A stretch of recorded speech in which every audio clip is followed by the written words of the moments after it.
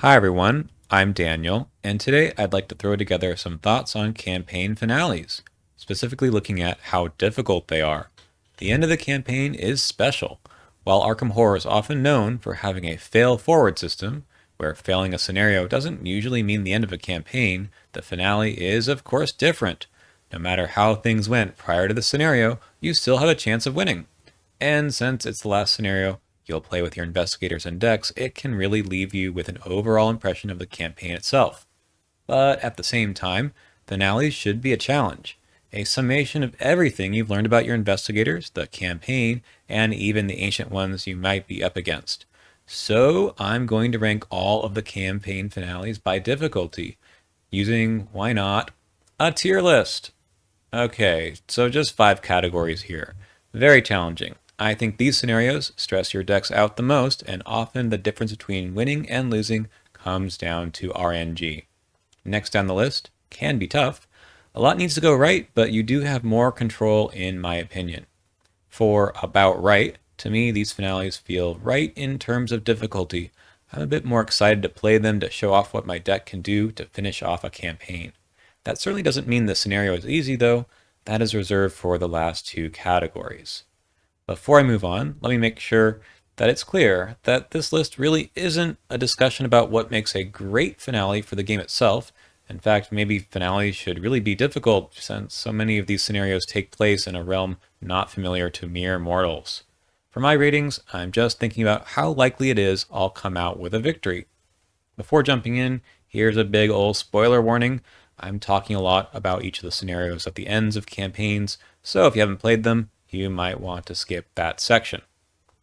So, first up is Lost in Time and Space, the finale for the Dunwich Legacy.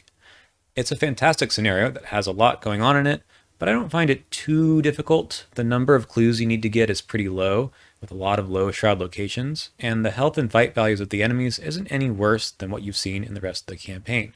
However, I am going to put it in the can be tough category because it is extremely difficult to execute a plan. You don't know what locations are going to be in play at any time, and the enemies tend to pop up right while you're trying to do something else. Next up is Dimcarcosa. To be fair, this is really 2 or 3 different scenarios rolled into one, depending on how much doubt and or conviction you have. The doubt version to me is completely terrifying, especially on 2-player. The ancient one that you are fighting has to be evaded every round using willpower, and the test difficulty increases as the agendas go on. The other enemies are no joke either. I think the conviction or neither doubt or conviction routes are a bit easier, but you still need everything to go right. This one is really funny. The first 2 or 3 times I played this scenario, I thought it was really easy, but then I had a long losing streak that made me aware of its power, so I'm going to put it in the very challenging tier. And the Return 2, by the way, just makes it a lot harder. Next is The Forgotten Age, which has the reputation of being one of the most difficult campaigns in the game. Shattered Eons does not really live up to that reputation in my opinion. Again, like Carcosa, there's basically 3 versions of this one, depending on which NPC, if any, you decided to follow.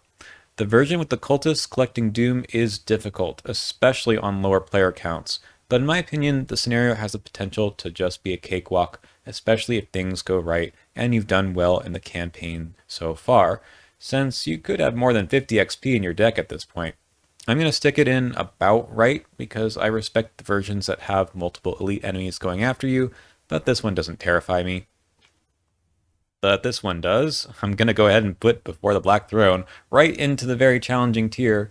There's probably a theme here. Any of the scenarios with Doom Collection can really spiral out of control. In Before the Black Throne, you have a very hard time just getting to the cultists in time, and if you don't, well, bad things happen.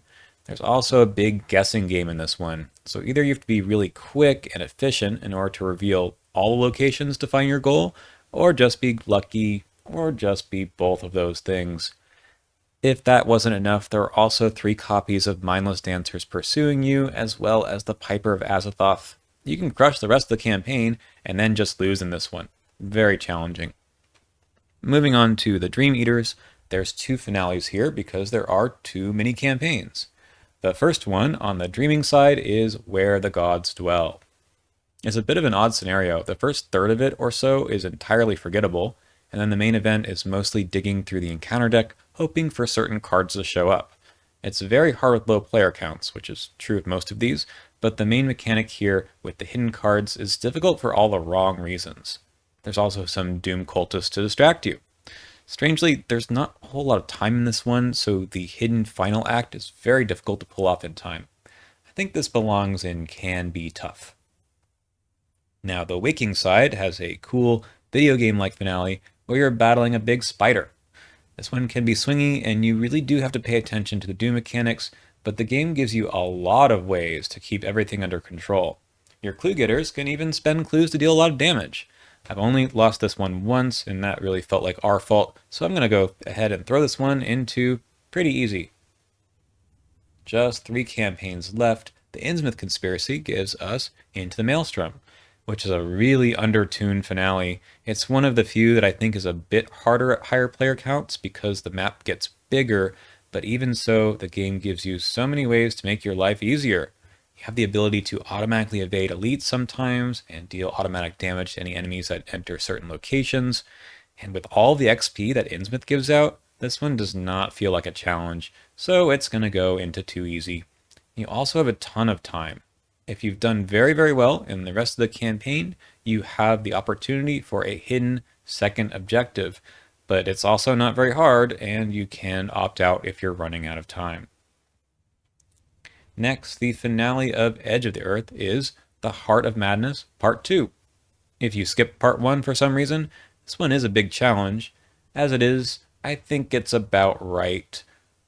Like in the more recent previous finales, you can get a lot of help by placing seals on locations, but you only get a few of them, and putting them down in the right places early enough is not guaranteed.